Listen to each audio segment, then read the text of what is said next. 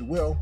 Our number here again is 716-878-5104. That's 716-878-5104. We're usually here with Norma Carter, who is our in-studio audience of one, but he's out raking in money again, so we won't have him for today's show. But we do have Willie H., who is our citizen of the 21st century, who actually understands how to do the live streaming of these kinds of programs. He's our IT genius. Welcome, Willie. Welcome, everybody, to Living for the People with L. Nathan here. Call in 716-878-5104. That's 716-878-5104. So I had to rewrite my thoughts for today's program because a decision came down from the Supreme Court yesterday. Yeah, that's right, Willie. And you just think because you're a little older that this is going to miss you. Right. But it's not going to miss your kids. And it's not going to miss your grandkids. Wow. You know, Social Security? This is your Supreme Court that decided that affirmative action. Oh, yeah. I saw that. Yeah. Affirmative action. Yeah. Affirmative action is to do something affirmatively, to actually make an aggressive effort to achieve intentionally a goal. Right. That's what affirmative refers to. Right.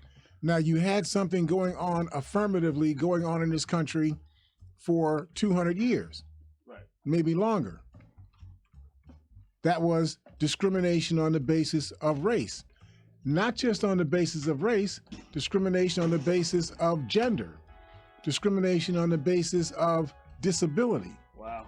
Discrimination based on what country you immigrated from, you know, and came to the United States. Right. All that discrimination was going on affirmatively. It wasn't happening by accident. You know, it wasn't like they just tripped over, you know, the Harvard graduating class and man, there's no black people in this class. Oh man, there's no women in this class. Man, there's no differently abled people in this class. That's not what occurred. They deliberately screened out, kept out, did not enroll people from those groups. That's why those classes were lily white male classes, because that's what they did on purpose. That was their affirmative action program. That was their affirmative action. So when the Supreme Court ruled that was illegal, that was unconstitutional, that you can't do that, then people started saying, okay, well, if it's unconstitutional and we shouldn't do this, what do we do? How do we undo what we've done? So they put together some criteria. You know, well, if you did some community-based programs in certain areas, like in zip code 14211 or 14215. You all know those zip codes in the Buffalo area are distressed zip codes, right? So if you did community work in those areas, people would know that you are either an African person or a Hispanic person or somebody who really empathizes with Black and Hispanic people, and that's why you were doing that kind of work. You know, if you saw in somebody's resume that they had written some essays on behalf of their school, you know, that addressed some of these inclusion type issues, you know, they would read through things like that, look at the people who were your references and so on, and they would use it as a way to sort of screen in people that likely were people of color. That was the way that this affirmative action program was set up. That was set up that way because 20 years ago, they said that you couldn't use race as a way to recruit people from a race. See, so you spent, you know, almost 300 years denying people the ability to be enrolled in selective schools, you know, in this country.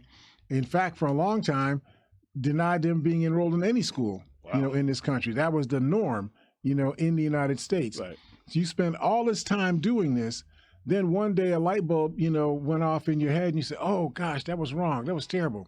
That's unconstitutional. We shouldn't be doing that.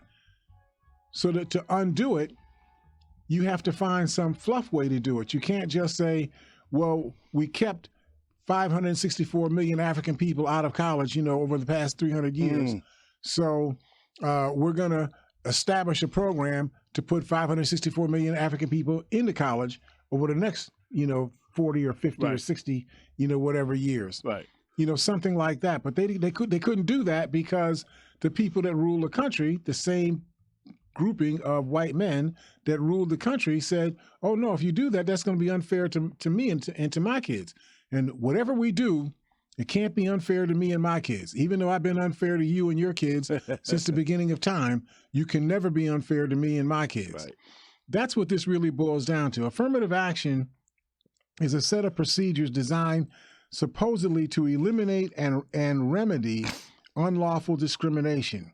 In the context of school admissions, it means considering a candidate's race or ethnicity, especially when that person is from an underrepresented group. I just want to make sure that we're clear about this.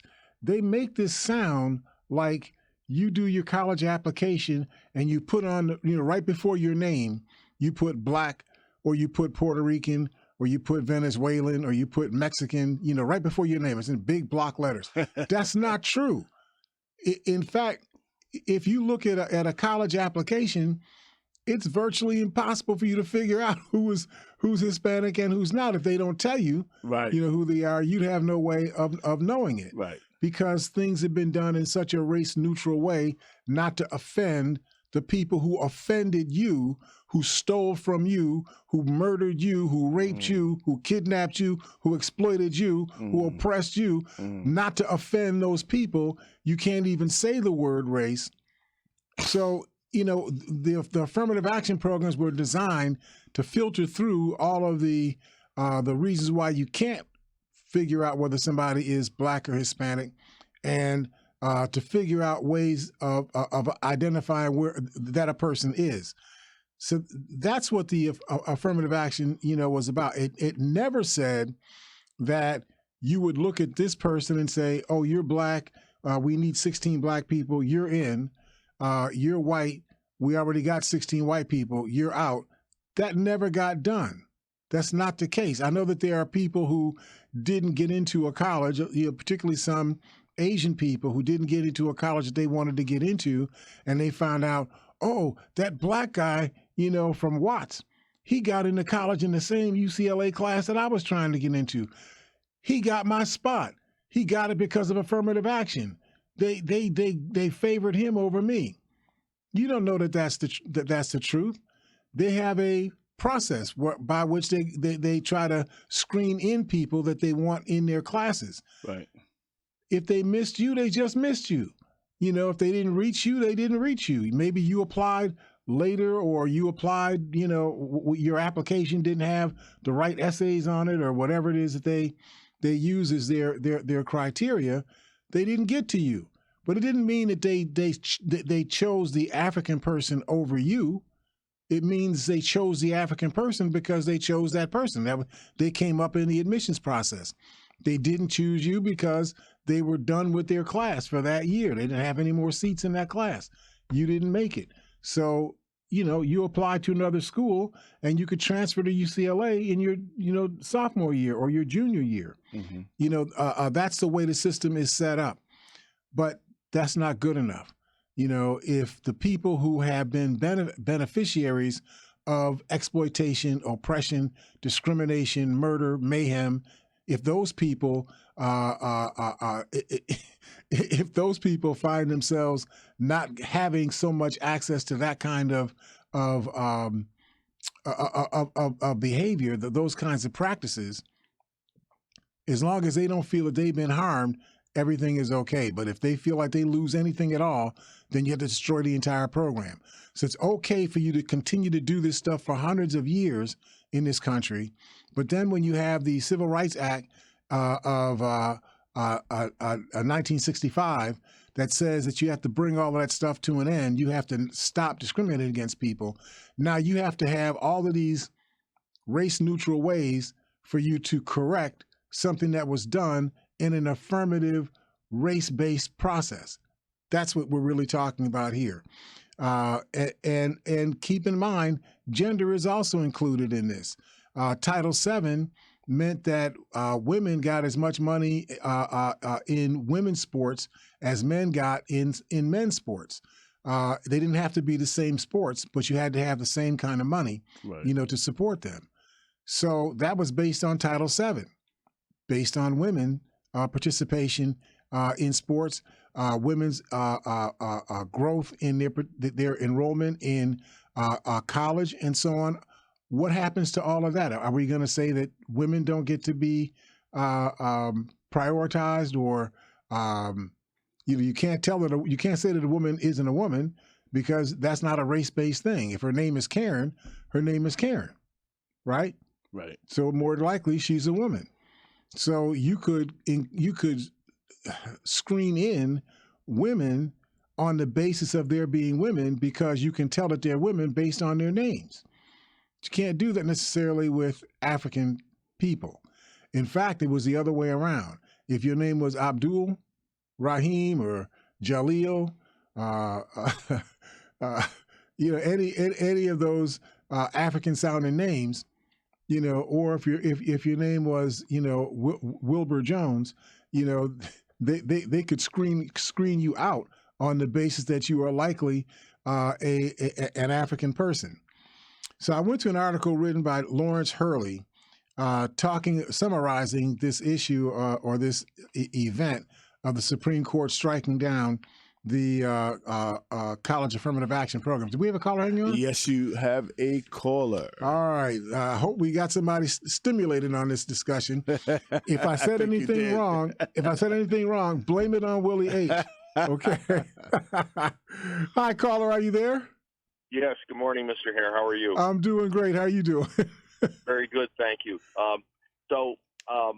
I wanted to ask you your opinion because you're on the show expressing opinion often, which is great, and your guests are expressing their opinion. Mm-hmm. But in this case, first of all, let me say first and foremost, I disagree with that ruling. So don't think I'm calling up in support of the ruling. Mm-hmm. My question for you is, if looking at this Supreme Court and the future appears to be a conservative one, sadly, because of the ages of the recent appointees and all, and in other words, it's going to be a conservative majority right. court. They're all 6 years old, so they're going to be there for 95 years. Right. So with that in mind, and again, I have to say that I disagree with the ruling, but would you be willing to live with half a glass, so to speak, and have a policy directed from some level of government towards colleges to say you have to, not just can you, but you have to grant admission to your school based on income, with the assumption that people of color are disproportionately represented in lower socioeconomic realms. So would you be willing to live with that if we're not going to get any relief with the changing court in the next, couple decades, perhaps? Well, I agree. Take the answer off the air, but I'll ask you what you would think of that compromise. Yeah. Thank you, Mr. Hare. Thank you, brother. I appreciate you, man. That's a great point. And what you're teasing into is, if you are not able to identify a person's race in the person's admissions process, in their application process, which you really shouldn't have to do. We should just be screening people in because you qualified to get into that particular school that you were applying for. But if we eliminate the possibility of even considering the person's race, how would you scoop people in that came from those groups? So we know, as you just indicated, if you made a ruling that said that, I'm going to make this up, that 20% of your freshman class have to come from households that made less than 130% of the federal poverty level, something like that. That would give you a influx of people from low income sectors in this country, and likely a high percentage of those people from that low income sector are going to be people who are folks of color. So I think that would be strategically a way to get this done. It wouldn't necessarily work all the time because, as I indicated at the beginning, the racism in opportunity in this country is not accidental. Racism in this country is intentional. people do these things to other people on purpose. And so if you created a criteria that said that we're going to give a certain portion of our enrollments to those people who are under 130%, I'm just using this as a number, 130% of the poverty level, 2/3 of the people who are under the 130% of the poverty level are white people. Most white people who are poor in this country are white. So you could still wind up with an all-white freshman class, even if you use that criteria. Something intentional, in my mind, has to be done in order to undo things that were done intentionally. Well, let me give you an example. I can't use that one, but I'm frozen. Okay, so let me just hold it. I don't know what happened, but I'm frozen here. But anyway, let me just say, I came from Brooklyn, New York, young man, poverty-stricken area.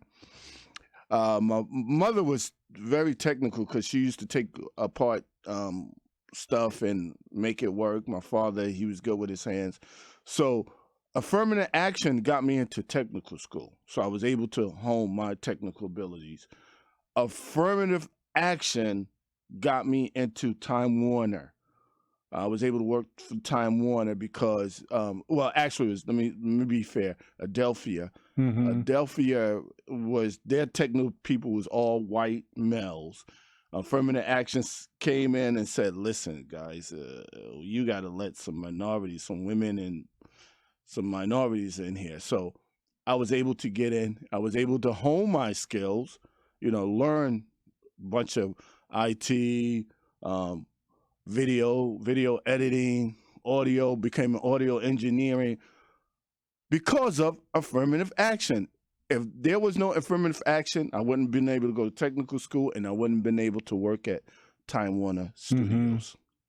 So from your perspective, you were a beneficiary of the intentional effort of Adelphia and Time Warner to find people who were from minority communities and give them access to opportunities that prior to that had been 100% white male opportunities. Absolutely. Okay.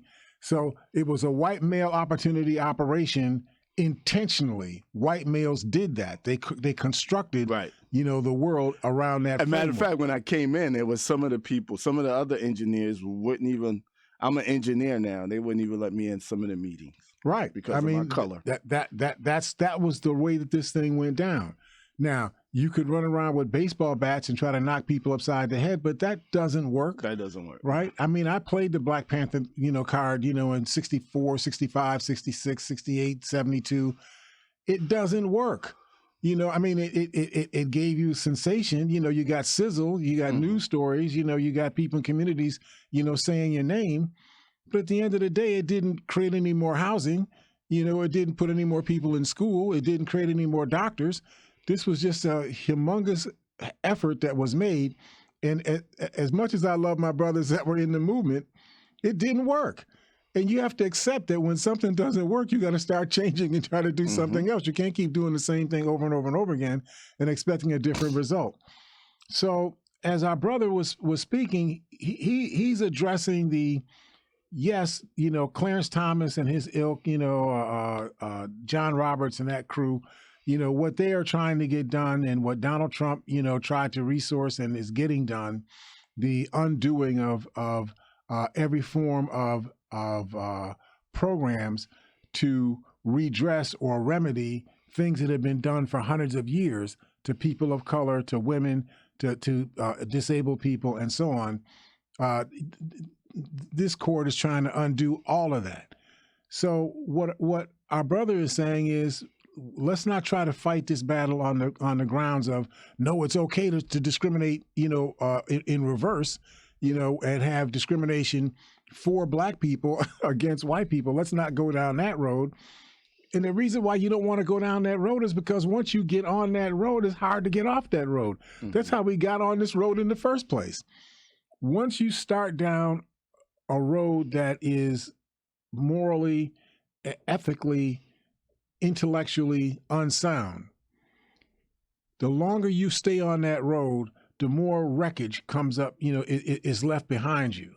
And when you reach a point where you decide, man, I've been on this road and what I was looking for isn't here, I want to go back to the original road that I was on, you find it's going to be really hard to get back to that original road, because you've made decisions, you've made relationships, you've resourced a whole bunch of stuff along the way on the second road. So you have to climb over all of that stuff to get back onto the first road. So I agree that we need to come up with some strategies, some mechanisms that are productive. They won't be perfect, but are productive, that would ensure that we're scooping in people that are representative of the population of this country in all of our institutions at every level, whether it's at the community college level or it's at the Yale, postgraduate level, that we're scooping in people from all communities as much as we possibly can. Nothing we do is going to be perfect. There's not going to be, a day when 51% of all of the kids that are enrolled in freshman classes in every school in the country are going to be children of color. That's just not going to happen. But if you got 33, 35%, and you got some schools that have 70% and some schools that have 15%, you're going to live with that. You know what I mean? You got the boat moving in the right direction. And I think that's what our caller is speaking to. We need to start working on possibilities that can produce fruit, and not just be mad about the fruit that's smashed on the ground that you can't eat anymore. I think that's the way that we have to approach it. This ruling effectively overturned a case that was Grutter versus Bollinger in 2003, in which the court said race could be considered. Now, this is the Supreme Court in 2003 said in this decision in the Grutter versus Bollinger case that race could be considered as a factor in the admissions process because universities had a compelling interest in maintaining diverse campuses. Doesn't that sound highly moral and ethical? Don't you feel empowered by that? Man, that's a great. I appreciate you, brother. And then, so in doing so, the court scrapped when we allowed John Roberts and Clarence Thomas on the court together. This recent decision scrapped decades of precedent, including a ruling that dated back to 1978 that upheld a limited consideration of race in university admissions as a way to combat historic discrimination against Black people and other minorities. Now, what needs to be focused on or thought through in this, the compelling interest argument, in my view, is a weak argument.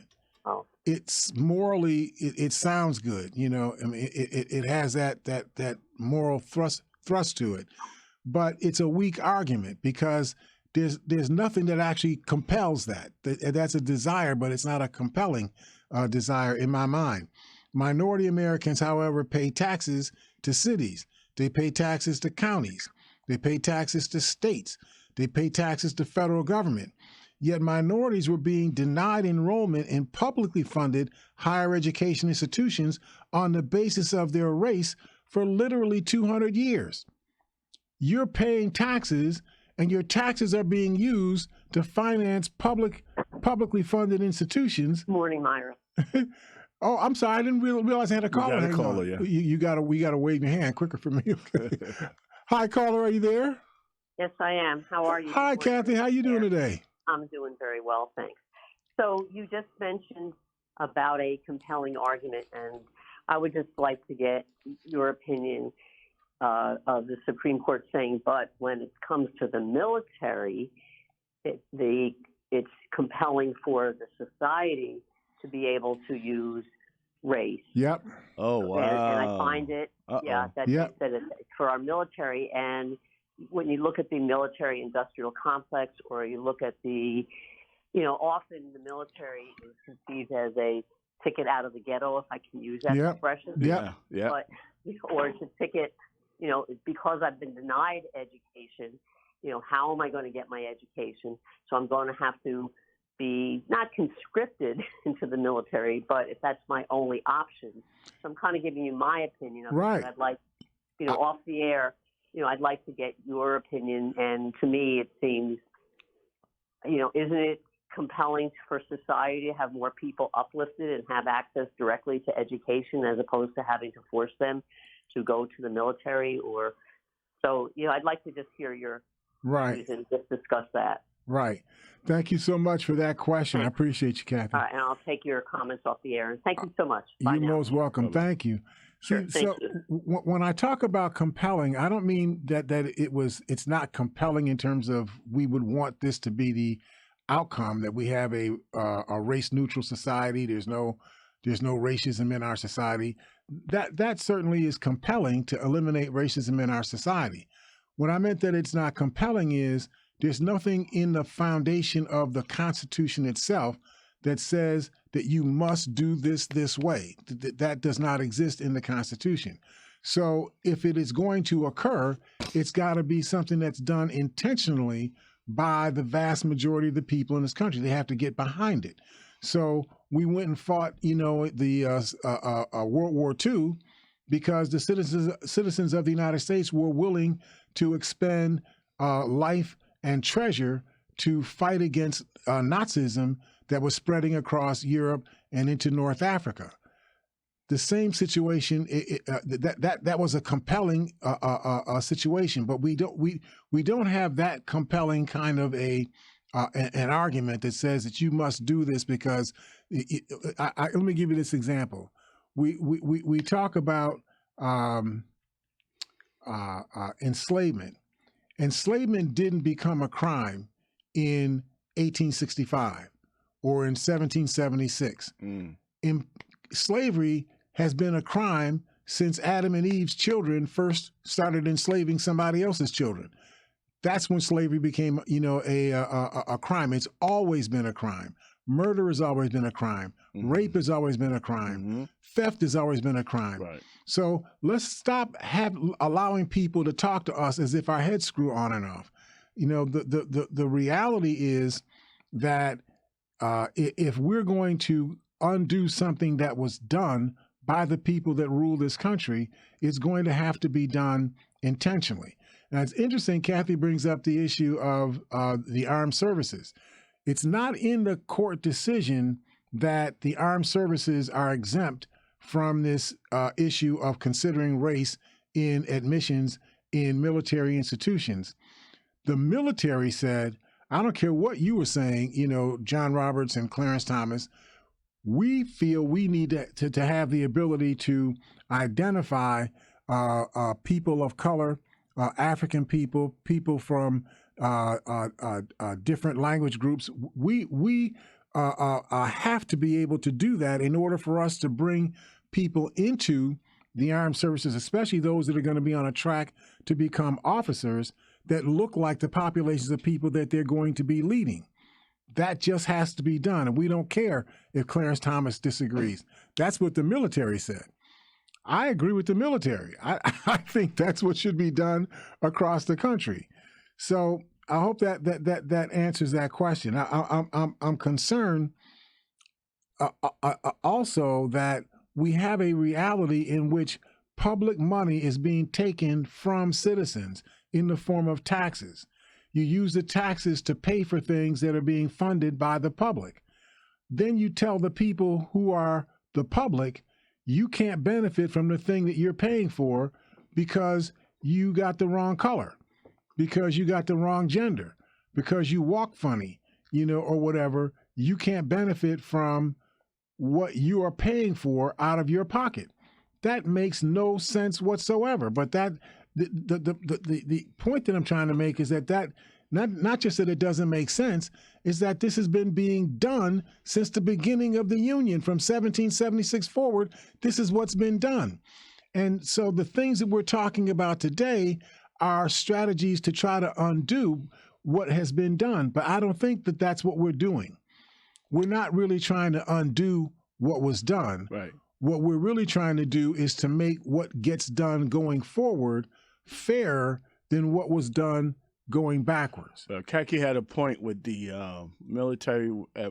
When I actually enlisted in the Army because I wanted technical training, but I fell because I had asthma. Thank God for that, because then later on I found out, I could go to a technical school, and affirmative action was what helped me to even get there. But she's right. A lot of times in poverty-stricken areas, for us to come out, we have to go to the military to get the education we want. I mean, and think of, I can't tell you how many people, as anti-Nazi as I am as a person, I can't tell you how many people I have counseled to go into the military as a way for them to get forward in their lives. Right.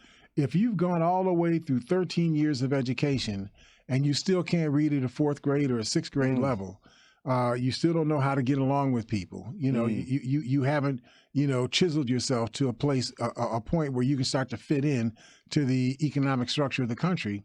Go to the military. And the reason why I say go to the military is because the first thing they do with you is turn you into them. That's the first thing they do. Before they teach you how to shoot, before they teach you, how to save money, before they teach you anything, they teach you how to become them. What I mean is they put you through boot camp and they just brutalize you, through boot camp, right?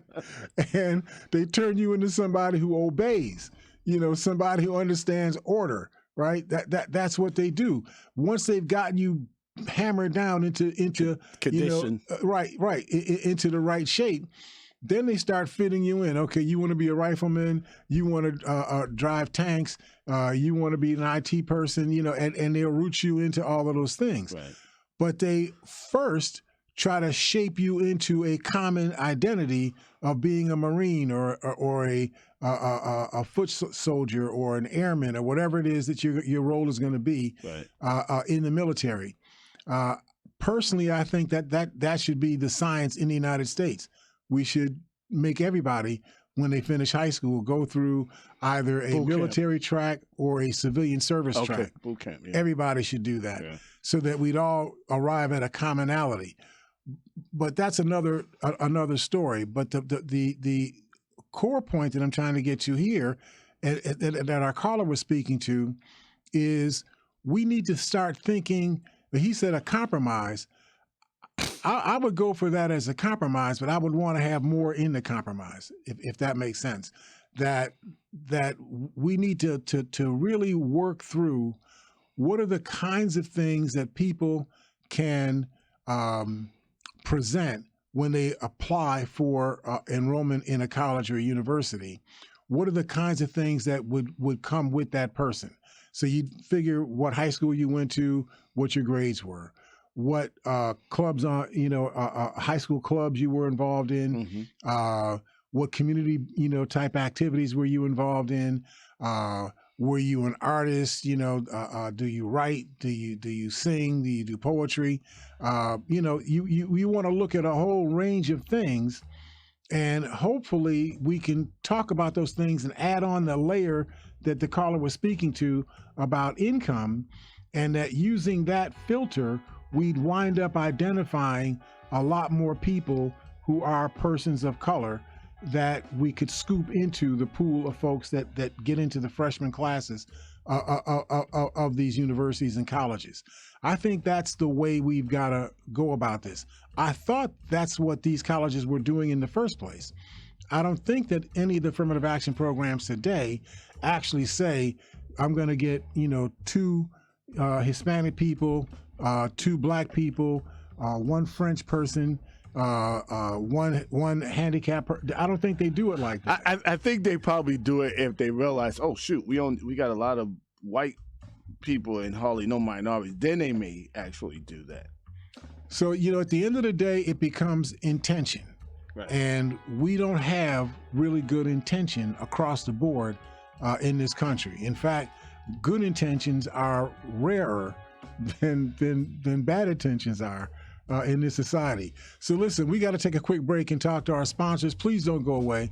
Hopefully you guys are picking up on what we're talking about. You got some opinions. Our number here again is 716-878-5104. That's 716-878-5104. We'll see you on the other side of the break here at Living for the People at 91.3 FM WBNY.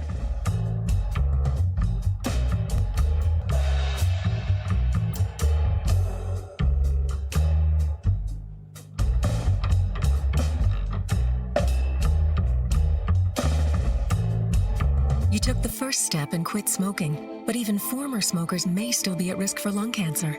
That's why SaveByTheScan.org wants you to know about a new low-dose CT scan that can detect lung cancer early. It takes only 60 seconds and could save your life. You took the first step, now take the next. Visit SaveByTheScan.org for a simple quiz to see if you're eligible and talk to your doctor about screening. SaveByTheScan.org is brought to you by the American Lung Association's Lung Force Initiative and the Ad Council. They are our love bugs and companions. They are our pets, our family, and they make life better. When we face unexpected challenges, so do our pets. That's why we're on a mission to support people and their pets. Whether donating a bag of kibble, sharing an Instagram post of a lost cat, or welcoming a foster pet into your home, every bit of kindness counts. Visit petsandpeopletogether.org to learn how to be a helper in your community. Brought to you by Maddie's Fund, the Humane Society of the United States, and the Ad Council.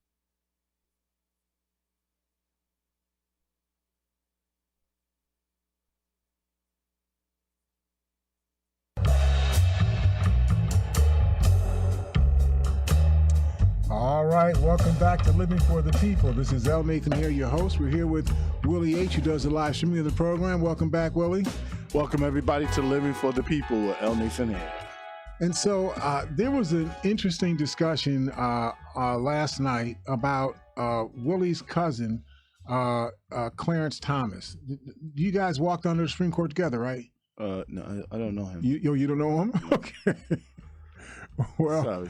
Well, the poor Clarence Thomas, who's now been abandoned by Willie, Clarence Thomas has an interesting background. There are pictures of him dressed up similarly to people that were student members of the Black Panther Party. Oh, wow. Serious. Now that's interesting. Maybe I did meet him in Brooklyn. Was he in Brooklyn? No, I don't know where this was, but okay. Wow. He was in this photograph. Wow. In fact, in a number of photographs, there's different situations. Wow. Where he's there, he's got on a black turtleneck shirt. He's got a black tam, on his head, and he's in the crew with people that look like student versions of the Black Panther Party. College-based, students. Maybe that was a dress code at that time. No, that wasn't a dress code. No, he was there intentionally. Wow. Right? With the crew. And he was talking they quoted him, he's talking real tough, like he's a part of the Black nationalist movement and so on, right? Wow, that's awesome. But when he went from his undergraduate program to his graduate school, I think he was at Yale. I'm pretty sure either Yale or Harvard. He's in his undergraduate he was in his undergraduate program. And another student approached him and said, "How did you get here?" Because, when you're unusual on the campus, they think it's okay to say stuff to you that would provoke somebody in a different era and whatnot, right? Right. But this student felt it was okay to walk up to Clarence Thomas and say, "How'd you get here?" And he didn't know how to respond to that. And the student said, "Did you get here through affirmative action?" Oh, wow. The implication being that the only reason why you made it into the freshman class of, this university is because they picked you from the pot of the jelly bean people, right. the black, brown, yellow, red, et cetera, people. They picked you from the jelly bean pot, that you didn't really qualify to get into school, except you met this. Well, let me even defend my so-called friend Clarence Thomas. Let me defend. Even when they do pick you from the jelly pot, they try to pick the best from the jelly pot. Meaning, we're going to get somebody who. Well, keep this in mind, Willie. When they pick from the jelly bean, a jar, right? Everybody in the jelly bean jar is qualified. Right, that's correct. Absolutely. Meets the qualifications, for admission into that university, for that college. Right. Every single one of the people in the jar meets the quality. If you weren't in the jar of qualified people, they wouldn't have been able to pick you in the first place, right? So absolutely. So it's a distortion. The reality is there are only so many seats in the highly selective colleges and universities. What I mean by highly selective, Harvard is not going to enroll everybody who applies to Harvard. Right. They got whatever number of of seats, 1,100 seats, whatever it is, for their freshman class. That's all they're going to enroll. So you may have 80,000 people applying for one of those, 1,000 or whatever number of seats there are in the freshman class at Harvard or at Yale or at Columbia or at Dartmouth, those highly selective institutions. But for most institutions, I'd say 90% of the colleges and universities in the United States, they take every single person who applies because they're under enrolled. They got the capacity. Let's take what's going on at universities here in Buffalo. I won't name them because I don't want to put any bad press on anybody. But you have under enrollment is a problem right now. We've been seeing in our newspapers, right? Under enrollment is occurring right now at our community colleges and at our state colleges and universities, even our private colleges. Under enrollment is a problem, partly because we're in a population bubble where we're running out of the 18-year-olds who are the grandchildren of the baby boomer population. It'll take a few more years before we get to the great-grandchildren of the baby boomer population will start to turn 16, 17, 18 over the course of 5 or 6 years from now. But colleges are going to have to live with the fact that there's just not going to be that many 18-year-olds because of the the population demographic. Just how many people are in the queue right now. And Mr. Hare, I'm sorry to interrupt, sure, but I got another story for you. Mm-hmm. So when I was going to technical school, it was a 2-year program. In our class, there was a lot of brilliant people. I remember this light-skinned black girl, brilliant, great communicator. She was good in her technical abilities. We had a lot and different, we had Latin, there was this one guy, white guy. Mm-hmm. He really didn't have it. Everybody knew it. Before, I think maybe before we finished graduating, he got a job in one of the prestigious electronic companies. Mm-hmm. And we all was baffled. First of all, how was he able to get the job before we even finished the class? We found out later somebody in his family knew somebody. Right. And that's usually how it works. Right. And of course, that's what they mean by legacy enrollments in universities. Mm-hmm. Your grandfather, went to this university. He succeeded. He dropped, $10,000 as an endowment, on the college. When his grandchild got to be 18 years old and he applied for college, he said, well, go apply to this college that I went to. And when he applied for the college, they said, this is Mr. So-and-so's, a grandson. Right. He gave us $10,000. You're in. You don't even have to apply. We'll do your application for you. You're in, and that sort of stuff. I'm a little bit exaggerating there, but you get my basic point. Right. So when I'm looking at this argument about Clarence Thomas makes the argument that the programs in question at Harvard and at Yale, that they were rudderless, race-based preferences designed to ensure a particular racial mix in the entering class. He makes that the issue. Why would anybody expect that enrollments in publicly funded institutions should relatively reflect the demographic makeup of the public communities that finance those institutions? Mr. Hare, you got a caller. Okay, but you get that core point. If you're paying for it as a public, mm-hmm. you would expect it to serve you as a public. Right. If it's not serving you as a public, you would campaign for change. Right. So that's what's going on right now, and I think we need to make sure we need to have that in our thought process. But let me grab this call real quick. Hi, caller, are you there? Yes. Hello, how are you doing there? Fine, I'm doing fine. Great. I see Norman isn't on the show today. No, Norman's out here trying to scoop in more money, so he builds his houses out of money. Hey, Wes, I know this, Wes. Norman is having a ball. Wherever he's at, he's having a ball. That's all I got to say. Okay. Yeah, just calling in. I just want to comment on the whole Supreme Court issue.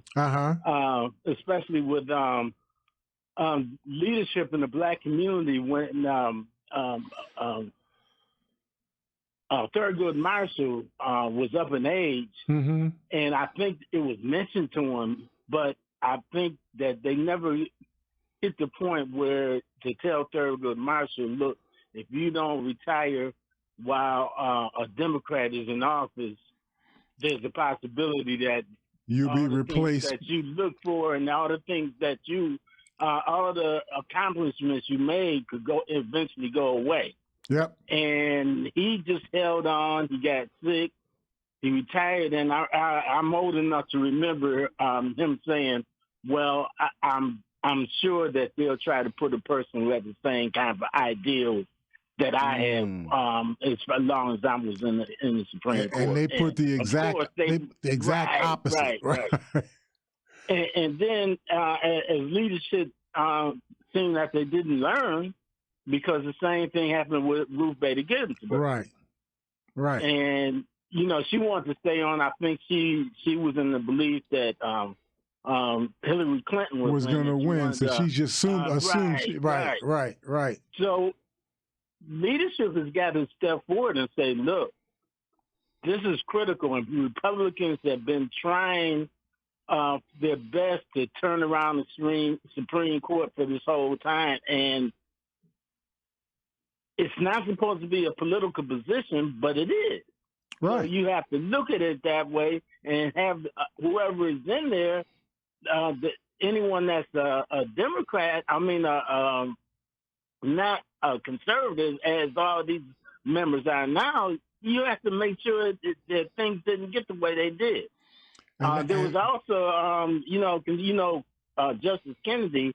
Right. Sometimes he went one way, sometimes he went the other way. Right. And now they just go one way. Neil Gorsuch goes one way. Right. But he wasn't that old when he retired, and there was this thought that they threatened his son. His son had did some things, and they said, "Well, if you don't retire, we're gonna go after your son." So that was kind of shaky. And they wanted to put somebody in who was in their late 40s or early 50s, so they'd be there for 30 years. And that's what. And Clarence Thomas promised us.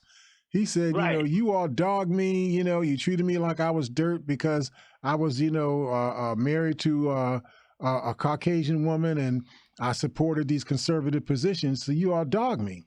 He said, I'm gonna do everything in my power to frustrate everything that you all try to do as long as I'm on the court. You got 30 years or 40 years of me coming at you every which way possible. That's what I'm going to do. He's not doing this because he's doing what's in the best alignment of the Constitution. He's doing what's in the best alignment of people that feel politically the way that he feels. He tied himself to John Danforth, who was a senator. I think it's his daughter or his niece or somebody who Clarence Thomas married. And he went from being a person who was sort of a campus radical, a black activist when he was on campus in his undergraduate program. But when he was told by one or two white students that they thought that he got into school on the basis of affirmative action, not on the basis of his academic background from high school, he took offense at that. But instead of being offended at them for saying that, he became offended at the affirmative action programs. Well, I don't want anybody thinking that, I come out of an affirmative action program. I'm not an affirmative action, appointee. I'm Clarence Thomas. I'm standing on my own. I'm a competent person. I'm an able person. I have insight. I'm a highly intellectual person, and I want to be, branded that way, not branded as being some black person that got an opportunity because he was black. But every opportunity that Clarence Thomas had, every single one was based on him being black. His seat, in his undergraduate program, he got because of an affirmative action program. His graduate school program he got into based on an affirmative action program. His postgraduate school, law school program, he got in based on affirmative action. His first job that he got, he came out of law school and couldn't get a job. I don't know if you all been through that, right? But I've lived in America for a long time. I've been through it. And, having to go out and do 140, 160 job applications in the course of a 3 or 4 week period, in prayer that somebody will answer. Luckily for me, somebody did. I've been working since 1960. And, but Clarence Thomas, he faced unemployment even after he got his law license. He still was facing unemployment. Somebody grabbed him on the base of an affirmative action program and gave him a shot. He got into a job in federal government. He got his job as the executive director of the Equal Employment Opportunity Commission. He got a job managing equal employment opportunity programs and affirmative action programs, and he hated affirmative action programs. He hated equal employment opportunity programs, and he did everything in his power to compromise those programs, to make them as ineffective as he possibly could, and then blame the programs if they were not effective in getting, a relatively high number of minority people into those colleges, universities, or employment places. Clarence Thomas is, he's an insidious person. I understand he's hurt. He wanted to feel like, I'm the man in La Mancha. I'm like John Kennedy. I have a great resume, and so on. I know he wanted to feel like that. And I know he felt bad because white people were judging him on the basis that he was just given a favor because he was black. I understand it made him mad, but why you putting that on us? Why aren't you mad at the people who did that to you? Blame them. I mean, that's the thing that is so aggravating about this. Thurgood Marshall was a legal warrior for not just for African people, for people, period, but definitely for African people. He was a legal warrior. He made space for African people to be able to move around in this society and be able to create resources and equity around themselves because of the legal decisions that he was able to get done. He gets replaced by a man who is doing everything in his power to assassinate every effort being made to help Black and brown people, women, and disabled people. He's done everything he could possibly do to undermine those initiatives. That's who replaced Thurgood Marshall. Just like Brett Kavanaugh replaced Ruth Bader Ginsburg, right? And Ginsburg was a warrior for women. Now you got a guy, of course, you can't do as ugly stuff to women as they do to African people because 51% of the people in this country are women. So they'll vote you out of existence, right? What's interesting is women, particularly white women, have voted majority for a Republican presidential candidate, and I think all but one presidential election since 1964. People don't think about that either, because women feel they either have benefited from the society being like it is, or they have not felt they have gotten any benefit of the initiatives that were done to give women more opportunity in this country. They haven't felt connected to it. And so there's a whole lot of things that are going on in our society right now. But I appreciate your observation. Thank you. Again, women voting against their own best interest. Exactly. Thanks a lot for your time. Thank you, brother. Appreciate you, man. Take care, Wes. Yep. You too. And so, there was an argument that Thomas asserts that the affirmative action program at Harvard and Yale fly in the face of what he claims was our colorblind Constitution and our nation's ideal of equality. I need for you to understand that our nation has never been colorblind.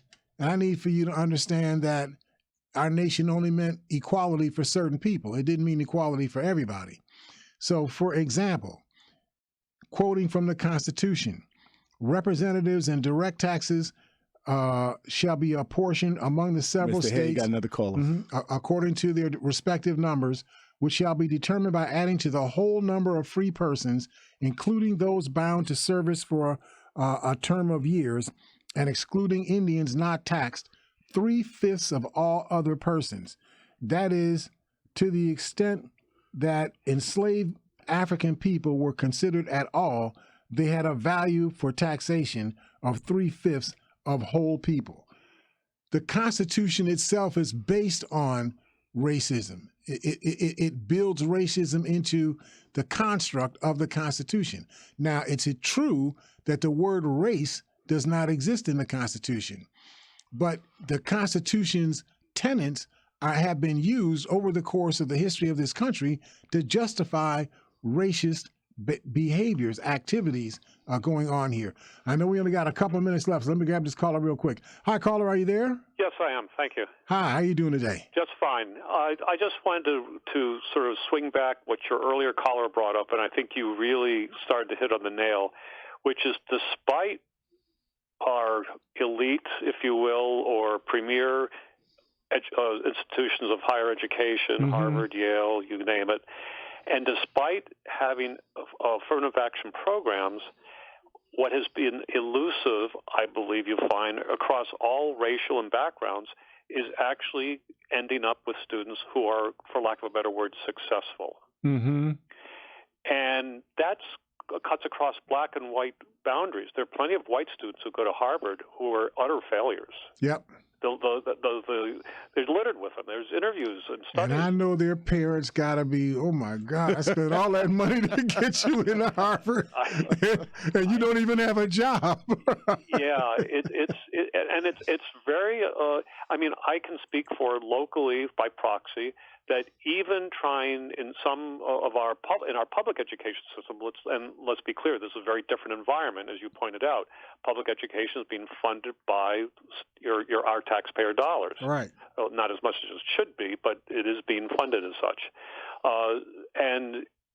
But there are real problems by any admissions group. Forget about getting into affirmative action, trying to tease out who will actually complete the program. Look at how long it's taking for people to complete their degrees. I mean, we're talking about the average college student takes almost 6 years to finish their undergraduate program. Yeah. What is going? And these are smart people. This is what I need to understand. These are smart people. Well, so this is where it gets a little tricky. I'm getting a little dicey here now. Yeah, because I think you're going to find that what's happening is that they're not coming very prepared coming out of their high schools, especially recently. Right. Yeah. Even before COVID. I definitely before COVID. I did a study in Buffalo when I was at ECC.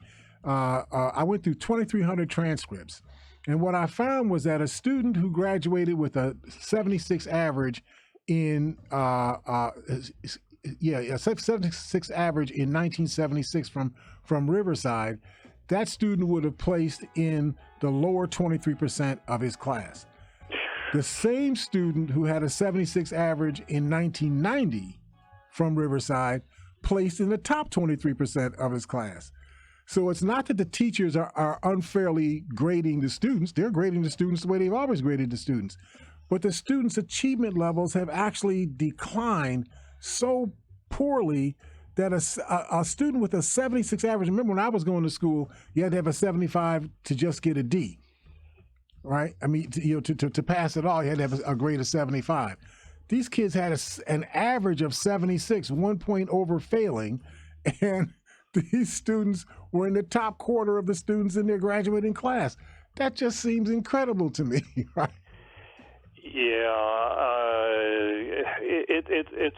It's really messy, and you could argue that one of the problems, particularly if you're dealing with a racial issue, although this does cut across races right now, what I'm talking about, is that the professors and the mentors are not reflecting the norms and same color or same background as the students they're teaching. As the students, yeah. And look, I mean, there's some fantastic historically black colleges that have tremendous faculty and turn out tremendous students, but there's also a lot of mediocre schools that are basically there to be dumping grounds for students who otherwise couldn't get anywhere. Yep. And they get a college degree, and whether or not it means much or achieves much for them is questionable. But even going to Harvard, it doesn't mean much necessarily either. Yep. So it's a real mess. And it goes back to, do we go back to the European model and Canadian model where you only go into higher education if you actually strictly buy your test scores? Are you the material to go on for research or for the things that higher ed were meant to be designed for? That's what those ACTs, and SATs were intended to do, is to help us to identify who really has the ability to go forward. Yeah, and so I know that flies in the face that everyone should become president and therefore everyone should be able to go to college, but I think that's becoming it's strained. It's very highly strained right now, and what's happening too is then seem to be lowering the bar even when they're within their own primary and secondary schools. Yeah. So there's a big problem here, and it's more than just affirmative action that's at stake. It's the really all of higher ed and maybe our whole educational system is. So we need a revisioning process across the board. Listen, we're going to keep talking about this stuff, but I'm in somebody else's hour right now. Yeah, and the solution, by the way, is not charter schools, by the way. Just I agree with you. That plug in there, too. Thank you so much. Look forward to talking to you next week. Bye-bye. Thank all of you out there for listening to us and supporting us. We look forward to talking to you all next week here at Living for the People at 91.3 FM WBNY. We will see you all then.